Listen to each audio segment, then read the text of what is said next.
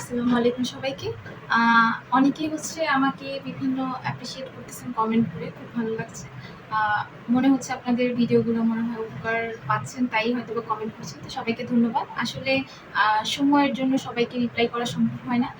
আমি চাচ্ছিলাম যে আপনাদেরকে কিছু ধারাবাহিক কিছু ভিডিও দিতে, যাতে যারা কোচিং করতে পারছেন না, একটু ফিন্যান্সিয়ালি প্রবলেম আছে, তারা যাতে রেগুলার ক্লাসগুলো দেখে আপনারা যাতে একটা ভালো মোটামুটি একটা প্রিপারেশন নিতে পারেন। তো সেজন্য আমি আজকে বাংলা সাহিত্য সেটার চর্যাপদ দিয়ে শুরু করব, এবং ধারাবাহিকভাবে আমি মধ্যযুগ, আধুনিক যুগ এগুলোও কন্টিনিউ করব।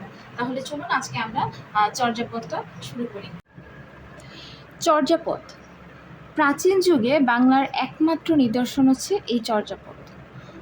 গানের সংকলন বা কবিতার সংকলন, মানে এই চর্যাপদটা আগের কালে তো আসলে কবিতার মতো করে কবিতাগুলোকেই গাওয়া হতো আর কি। তো এটা প্রাচীন যুগের চিন্তা করলে এটা একমাত্র নিদর্শন, আর কোনো প্রাচীন যুগের নিদর্শন পাওয়া যায় না। এবং এটা ছিল কবিতা বা গান। আপনাদের অপশনে গানের সংকলন থাকলে এটা দিবেন, কবিতার সংকলন থাকলে কবিতা সংকলন দিবেন। আর এটা ছিল অ্যাকচুয়ালি বৌদ্ধ ধর্মের ভ্রূর তত্ত্বকথা। অ্যাকচুয়ালি তখনকার তো বেশিরভাগ মানুষ বৌদ্ধ ধর্মের ছিল, তো বৌদ্ধ ধর্মের মানুষের যে কথাগুলো ছিল সেগুলো এরকম গানে গানে কবিতায় কবিতায় বলতো। এটাই ছিল চর্যাপদ। মেনলি এটা রচনার উদ্দেশ্য ছিল ধর্মচর্চা। ওই যে বললাম যে ওদের ধর্মর কথা চিন্তা করে ওরা জাস্ট গানের মতো করে, আমরা যেমন বিভিন্ন সূরা বা বিভিন্ন জিনিস পড়ি, ওরা এরকম এই চর্যাপদটা পড়ে ধর্মচর্চা করতো। এটা মেনলি মাত্রাবৃত্ত ছন্দে রচিত।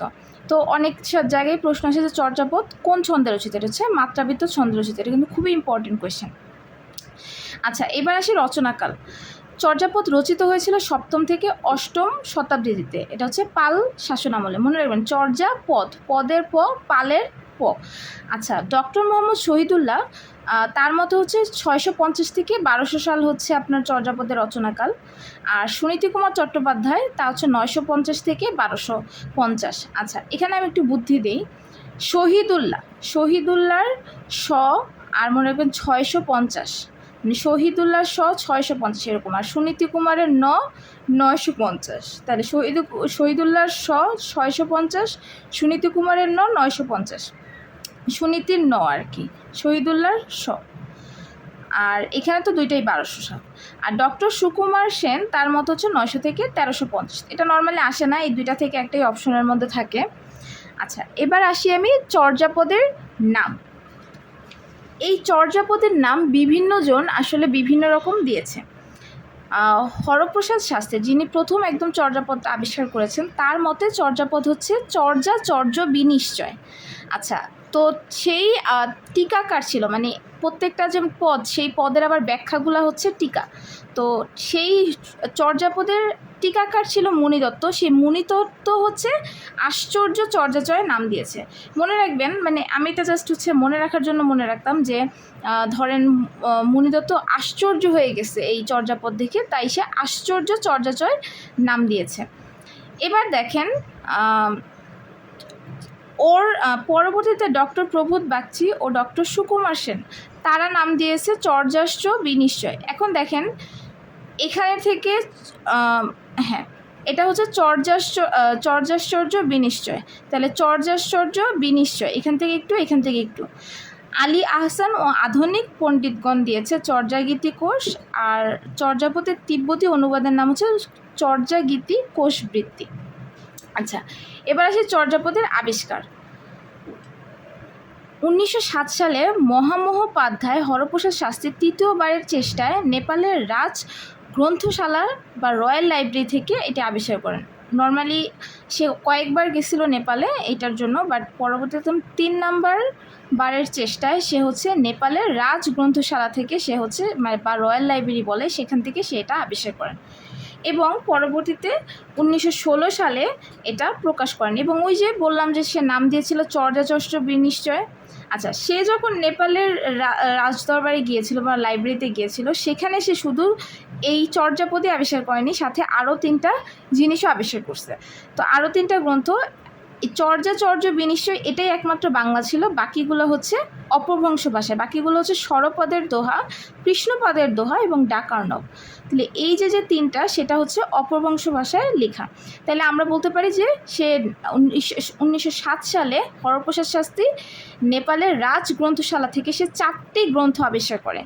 একটা হচ্ছে চর্য বিনিশ্চয়, স্বরপদের দোহা, কৃষ্ণপদের দোহা এবং ডাকার্ণবের মধ্যে চর্য বিনিশ্চয় বাংলা, আর বাকিগুলো হচ্ছে অপভ্রংশ ভাষায় লেখা। যেহেতু এটাই একমাত্র বাংলা ভাষায় লেখা পাওয়া গেছে, তাই এটাই হচ্ছে প্রাচীনকালের একমাত্র নিদর্শন। তো চর্যাপদের ভাষা, অ্যাকচুয়ালি চর্যাপদের প্রথম যখন পড়া গেছে, আপনার যে চর্যাপদগুলো একটু পরে দেখাবো যে আসলে কেমন, এগুলোর মধ্যে আসলে বোঝা যায় না যে সেটা আসলে কি বাংলা ভাষা নাকি হিন্দি ভাষা না মৈথিলি ভাষা। তো অনেকের মতে অনেকে অনেক কথা বলছিল, পরবর্তীতে দেখা যায় যে এটার মধ্যে আসলে অনেক ধরনের মিক্সড করা। তো মোটামুটি 5টা ভাষা এটার মধ্যে গেছে: বাংলা, হিন্দি, মৈথিলি, অসমিয়া, ওড়িশা। তো এই যে 5টা ভাষা এই চর্যাপদের মধ্যে পাওয়া গেছে। আর এই চর্যাপদ ভাষাটাকে এক একজন এক এক দিয়েছে। তো হরপ্রসাদ শাস্ত্রী এটাকে নাম দিয়েছে সান্ধ্য ভাষা, আলো আদারির ভাষা, কারণ এর কিছুটা বোঝা যায়, কিছুটা বোঝা যায় না। ডক্টর মোহাম্মদ শহীদুল্লাহ বঙ্গকামরূপী নাম দিয়েছে এবং সুনীতি কুমার চট্টোপাধ্যায় তার 1926 সালে তার ODBL, এই origin of development of Bangali language, এই গ্রন্থটার প্রথম প্রমাণ করেন যে চর্যাপদের ভাষা বাংলা। এটা খুবই ইম্পর্টেন্ট যে কে সর্বপ্রথম প্রমাণ করে যে চর্যাপদের ভাষা বাংলা। এই তার আগে কিন্তু চর্যাপদের ভাষা নিয়ে অনেক কথা হয়েছে এবং অনেক এটা নিয়ে আলোচনা সম্পন্ন হয়েছে, কি এটা হতে পারে, এক একজন এক একটা দাবি করছিল, কিন্তু সর্বপ্রথম সুনীতি কুমার চট্টোপাধ্যায় তার ODBL 1926 সালে এটা প্রমাণ করে দেখান যে না, চর্যাপদের ভাষা হচ্ছে বাংলা। আচ্ছা, এবার আসি হচ্ছে চর্যাপদের পদকর্তা। তো শহীদুল্লাহ এবং সুকুমার সেন, এখানে কিন্তু সুনীতি কুমারের কোনো টার্ম। তো শহীদুল্লাহ তার মতো হচ্ছে 50 জন হচ্ছে পদকর্তা, এবং পদসংখ্যা হচ্ছে 50 জন আর পদকর্তা হচ্ছে 23 জন। আর সুকুমার সেনের পদসংখ্যা হচ্ছে 51 জন আর পদকর্তা হচ্ছে 24 জন। মনে রাখবেন, এই একটা মনে রাখবেন, বাকিগুলো জাস্ট 1+ করে দিবেন। লাইক শহীদ হচ্ছে 50 জন, তার মতো পদকর্তা 23 জন, তাহলে কুমার সেনের মতো কি তার থেকে এক বেশি, 50-এর জায়গায় 51, 23-এর জায়গায় 24। এবার এটা ছিল পদ সংখ্যা, কিন্তু সবগুলা কিন্তু পাওয়া যায়নি। দেখা গেছে কিছু উপরের পেজ, কিছু শেষের পেজ, এগুলো পাওয়া যায়নি। এই জন্য যেটা আবিষ্কার করা হয়েছে, আবিষ্কৃত পদের সংখ্যা হচ্ছে 46.5, বা আমি যদি এভাবে সংখ্যা যাই 46.6 বলতে পারেন। যে 46.6 কেন অ্যাকচুয়ালি, কারণ যেই একটা পদ চর্যাপদ হচ্ছে 10টা লাইন বিশিষ্ট, ওইটার হচ্ছে 6টা লাইন পাওয়া গেছে আর 4টা লাইন পাওয়া যায়নি, যার কারণে 46.6 বলা হয়। আচ্ছা, এখন কোনগুলো আসলে পাওয়া যায়, কোনগুলো অর্ধেক পাওয়া গেছে, এটা খুব ইম্পর্টেন্ট। এখন মনে রাখবেন যে চর্যাপদ পাওয়া গেছে কত, 46, ধরেন 46, তাহলে 46-এর অর্ধেক কি 23, তাহলে অর্ধেক গেছে 23 নং। আচ্ছা, এই 23 নং আবার লিখেছে হচ্ছে ভুসুকুপা। আর পাওয়া যায় নাই, একদমই পাওয়া যায় নাই হচ্ছে 24, 20-এর পরে 25, 24-এর ডাবল হচ্ছে 48, তাহলে পাওয়া যায় নাই কার সাথে কানেক্টেড, 20-এর সাথে। আচ্ছা, তাহলে আমি একটু সহজ করি, যে মনে করেন যে অর্ধেক পাওয়া গেছে এরকমটা হচ্ছে 40-এর অর্ধেক 23। আচ্ছা, তাহলে পাওয়া যায় নাই 23-এর পরে 24, 24 পাওয়া নাই, 24-এর পরে 25ও পাওয়া যায় নাই। এই 3টা পেজে একটু সমস্যা ছিল। একটা দেখেন অর্ধেক পাওয়া যায় নাই, এটা তো পাওয়া যায়নি। একদম লাস্টের দিকে যে পেজ 24-48, এই 48 নাম্বার পেজটাও পাওয়া যায়। এখন এটাও ইম্পর্টেন্ট যে এগুলোর মধ্যে কোনটা কে লিখেছে। তাহলে এই দুটো হচ্ছে ক দিয়ে, আর এই দুটো হচ্ছে, এটা হচ্ছে তন্ত্রীপা। তাহলে 24 নাম্বার হচ্ছে কানহুপা, হচ্ছে তন্ত্রীপা, আর 48 হচ্ছে কুকুরিপা। আরেকটা ইম্পর্টেন্ট কোয়েশ্চেন আছে যে ব্যাখ্যা পাওয়া যায়নি, ব্যাখ্যা পাওয়া যায়নি হচ্ছে 11 পদের। এটা আলাদা করে মনে রাখবেন যে ব্যাখ্যাই পাওয়া যায়নি, মানে পদ পাওয়া গেছে কিন্তু এই পদের আলাদা করে কোনো ব্যাখ্যা পাওয়া যায়নি। আচ্ছা, এবার যে আরেকটা ইম্পর্টেন্ট জিনিস, যেটা হচ্ছে একজন পদকর্তা, তার নাম পাওয়া গেছে কিন্তু তার পদটা পাওয়া যায়নি। যেমন লাম্বিপা, তার নাম পাওয়া গেছে, তার পদ পাওয়া যায়নি। আচ্ছা, আরেকটা ইম্পর্টেন্ট তথ্য যে 49 নংয়ে ভুসুকুপা নিজেকে বাঙালি পরিচয় দেয়। তাহলে কে নিজেকে বাঙালি হিসেবে পরিচয় দেয়? ভুসুকুপা। কত নাম্বার পদে? 49 নং পদে। এবার আসি যে আসলে কে কয়টা পদ রচনা করে, এটা অনেক সময় আসে। হ্যাঁ, তো এটা হচ্ছে আমি জাস্ট একটা ছড়া দিয়ে মনে রাখছি, এটা আপনি এভাবে পড়ে মনে রাখতে পারেন যে কানহুপা হচ্ছে 13টা, ভুসুকুপা হচ্ছে 8টা, সরপা হচ্ছে 4টা, কুক্কুরিপা হচ্ছে 3টা, আর লুপা, সবরপা আর হচ্ছে শান্তিপা এরা সবাই হচ্ছে 2টা করে, আর এদের বাইরে বাকি যা আছে সবাই হচ্ছে 1টি করে। তো এখানে হচ্ছে 13টা 8টা, মানে কানহুপা হচ্ছে 13টা, ভুসকুপা হচ্ছে 8টা, আর সরপা হচ্ছে 4টা, কুকুরিপা 3টা। কুকুরিপা 3টা এটা একদম ডিরেক্ট মনে রাখা, আমি যেভাবে মনে রাখি ক 3টা আছে এখানে, কুকুরি, তাহলে ক ক ক 3 তার মানে 3টা, বাকি সবাই হচ্ছে 2টা করে। আচ্ছা, আর এর বাদে বাকি যারা আছে তারা 1টা করে। এখন মনে রাখা উচিত যে এই চর্যাপদের প্রথম পদ কোনটা, কা আ তরুবর পাঞ্চবিডাল, এটা হচ্ছে চর্যাপদের প্রথম পদ। এটার রচয়িতা ছিল লুইপা, যেহেতু সে এই প্রথম পদটা রচনা করেন তাই তাকে আদিকবি বলা হয়, তাহলে চর্যাপদের আদিকবি হচ্ছে কি লুইপা। এবার লুইপা সম্পর্কে 2টা তথ্য একটু বেশি ইম্পর্টেন্ট, একটা হচ্ছে সে একটা গ্রন্থ রচনা করে জানো অভিষেক বিভঙ্গ, সে হচ্ছে বাঙালি কবি। এবার বিভিন্ন লেখা কোনটা প্রাচীন কবি আধুনিক কবি, আসলে অনেক আমরা কনফিউজড হয়ে যাই।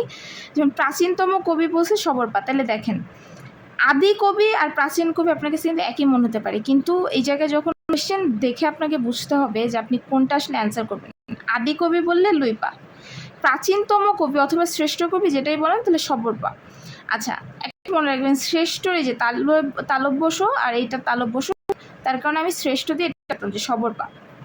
আচ্ছা, আধুনিকতম কবি, আধুনিকতম হচ্ছে সরপা আর হচ্ছে ভুসকুপা, কবি হচ্ছে সবরপা ভুসকুপা। আপনি তো আগে ওই যে একটু আগে দেখলেন যে 49 নং পদে নিজেকে বাঙালি বলে পরিচয় দিচ্ছে, তাহলে উনিও বাঙালি, সবর বাঙালি, আবার হচ্ছে লুইপা আমরা বাঙালি পড়েছি, আর কুক্কুরিপা সে হচ্ছে কবি। তাহলে আমি এটা বলতাম যে যেহেতু কুক হচ্ছে, এটা আপনারা খারাপ ভাবেন না, আমি মনের জন্য অনেক কিছুই আসলে অনেকভাবে চিন্তা করতাম, তো কুকুর হচ্ছে ছেলে, কুকুরি হচ্ছে চিন্তা করে, তো কুকুরিপা যেহেতু তাইলে সে হচ্ছে একটা নারী কবি, এভাবে আমি মনে রাখি।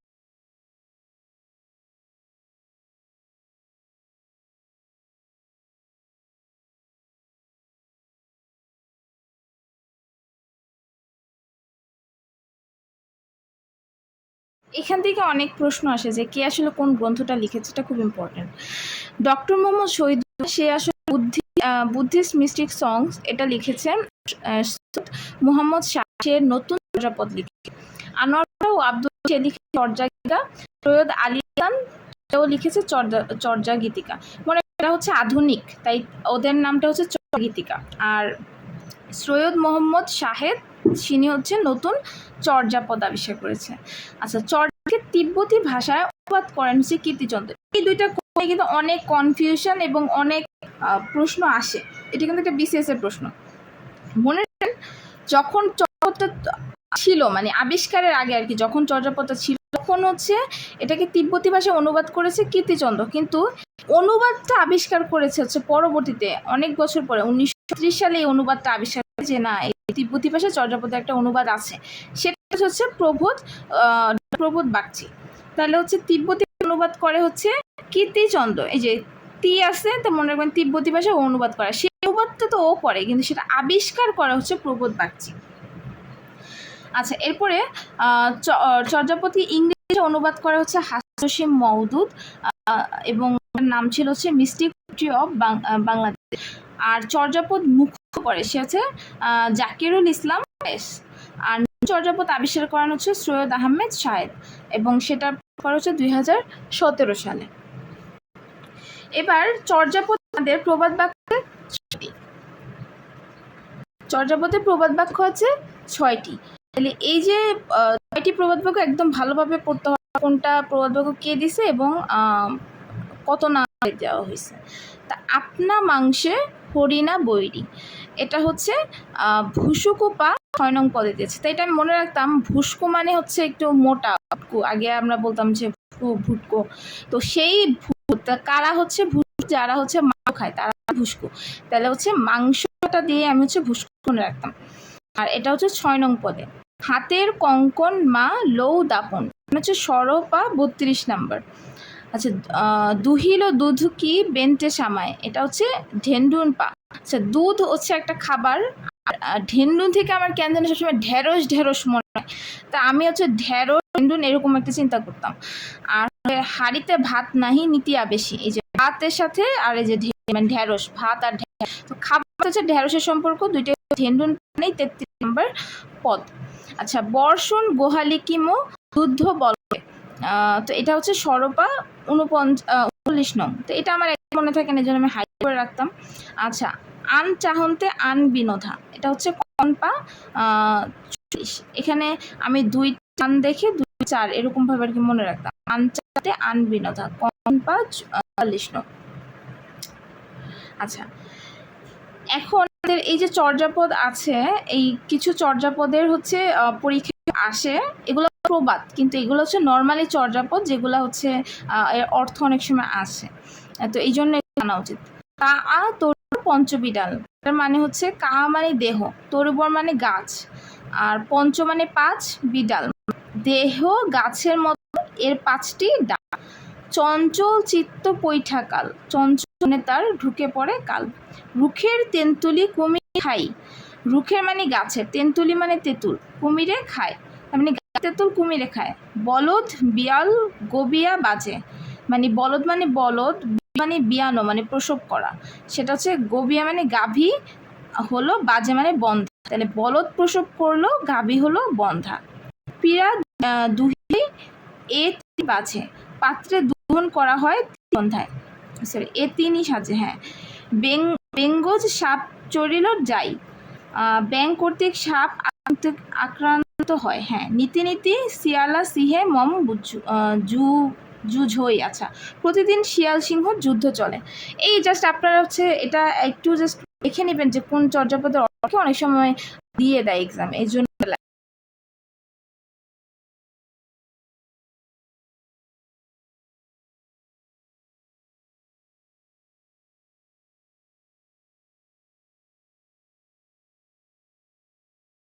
তো এই ছিল আমার চর্যাপদের নোট, মোটামুটি এর বাইরে চর্যাপদ থেকে কিছু আসে না, আর যদি আসে তাহলে কেউ পারবে না, আপনিও পারবেন না।